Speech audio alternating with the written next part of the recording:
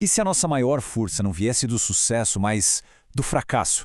Vamos mergulhar hoje numa das cartas mais intensas e pessoais já escritas. E olha, isso aqui não é só um texto antigo não, é um verdadeiro desabafo sobre traição, vulnerabilidade e uma ideia, nossa, uma ideia radical sobre o que realmente significa ser poderoso. Para pensar um pouquinho o que é poder de verdade. É ter controle? É vencer todas as discussões? Essa pergunta está bem no centro de uma história que é, no mínimo, surpreendente. Bom, nossa história começa com um relacionamento em ruínas. De um lado, o apóstolo Paulo. Do outro, a comunidade que ele mesmo ajudou a fundar lá em Corinto. A confiança entre eles simplesmente ruiu, e o conflito era bem profundo. E, no fundo, a situação toda é algo que qualquer pessoa consegue entender, né? É sobre aquela dor, aquela pontada que a gente sente quando a confiança é quebrada. Tudo começou com uma promessa que não foi cumprida. Paulo tinha planejado visitar o pessoal, mas cancelou. A justificativa dele era para, segundo ele, poupar todo mundo de um encontro que seria bem difícil. Só que a comunidade se sentiu traída. Para eles, Paulo parecia inconstante, sabe? Alguém cujo sim não era mais confiável. E isso abalou tudo. E a resposta de Paulo não vem com raiva, mas de um coração partido. Ele escreve assim: em muita tribulação e angústia, com muitas lágrimas. Ele não está tentando ganhar uma briga, não. Ele está tentando mostrar que mesmo no meio da dor, o amor que ele sentia por eles era real. Então, como é que Paulo responde a essa crise toda? Ele não se defende do jeito que a gente esperaria. Em vez de mostrar a força dele, ele vai fazer o contrário. Vai revelar a própria fraqueza. E é bem aqui que a história dá uma virada impressionante. Paulo descreve a vida como um paradoxo constante. Por fora, é pressão total. Atribulados, perplexos, perseguidos.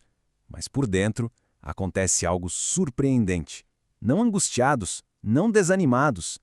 Ué, de onde vem essa resiliência toda que desafia as circunstâncias? E aqui está a imagem que explica tudo. Nós somos como vasos de barro, frágeis, comuns, fáceis de quebrar. Mas dentro, a gente carrega um tesouro divino. A ideia radical é que a nossa perfeição não é o ponto. Na verdade, são justamente as nossas rachaduras que deixam a luz do poder de Deus brilhar, mostrando que a força vem dele e não da gente. Paulo também coloca duas fontes de autoridade lado a lado. Os oponentes dele se baseavam na letra, sabe, regras antigas, credenciais, a glória de Moisés que um dia passou. Mas o argumento de Paulo é que a autoridade dele vem do Espírito, uma força viva, transformadora, que não é escrita em pedra, mas sim nos corações das pessoas. E essa ideia de encontrar força na fraqueza não é só sobre o sofrimento pessoal de Paulo, não. Ele argumenta que essa é a chave para uma missão muito maior, uma missão que, na verdade, todos nós compartilhamos. Esse é o propósito por trás de toda dor e de toda luta, o tal ministério da reconciliação. A questão não é vencer discussões, mas consertar o que está quebrado, nos relacionamentos, na sociedade e dentro de nós mesmos. E essa reconciliação não começa com a gente. Paulo deixa claro que a iniciativa é de Deus. É Ele quem busca restaurar o que foi rompido. A nossa tarefa é simplesmente levar essa mensagem adiante.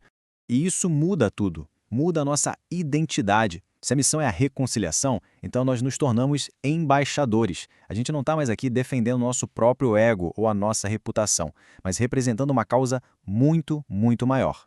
E agora, o confronto final. Para responder aos críticos que viviam se orgulhando das suas credenciais, Paulo vai fazer algo ousado. Ele vai redefinir completamente o que significa ser forte.